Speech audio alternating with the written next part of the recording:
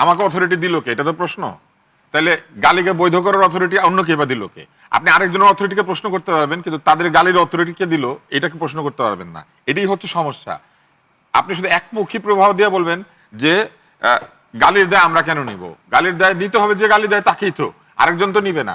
কিন্তু নতুন রাজনৈতিক বন্দোবস্ত করার শব্দটা কারা কয়েনেজ করেছিল? নতুন রাজনৈতিক বন্দোবস্ত যারা করেছিল তাদেরই নতুন রাজনৈতিক বন্দোবস্ত তৈরি করার লক্ষ্যে এগিয়ে যাওয়ার কথা। সেটা তো আজকেই তৈরি হবে না। তাদের আচরণের মধ্যে দিয়ে, তাদের কাজের মধ্যে দিয়ে, তাদের কথার মধ্যে দিয়ে, তাদের কর্মসূচির মধ্যে দিয়ে আমাদেরকে ওই পরিবর্তনের চেহারাটা দেখতে পারতে হবে।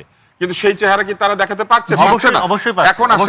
এখন আছে না। নতুন রাজনৈতিক বন্দোবস্ত করতে পারে নাই।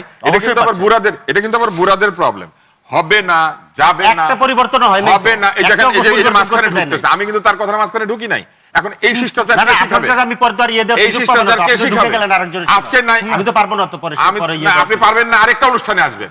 আমি এখন পেয়েছি ফ্লোর, আমি কথা বলবো। না, আপনি তো জোর করে ফ্লোর নিয়ে গেলেন। আমি কোথায় ফ্লোর নিয়ে গিয়েছি? আমি প্রস্তাব আমাকে দিয়েছে, আমি জোর করলাম কারো? আমাদের হাতে একদম সময় নেই। আমরা জি আমার মনে হয় যে এই সংক্ষেপে এইটাই হচ্ছে নতুন রাজনৈতিক বন্দোবস্ত। যখন কথায় পারবে না তখন বলবে আপনি জোর করে নিয়ে নিচ্ছেন। জোর আমরা করি নাই।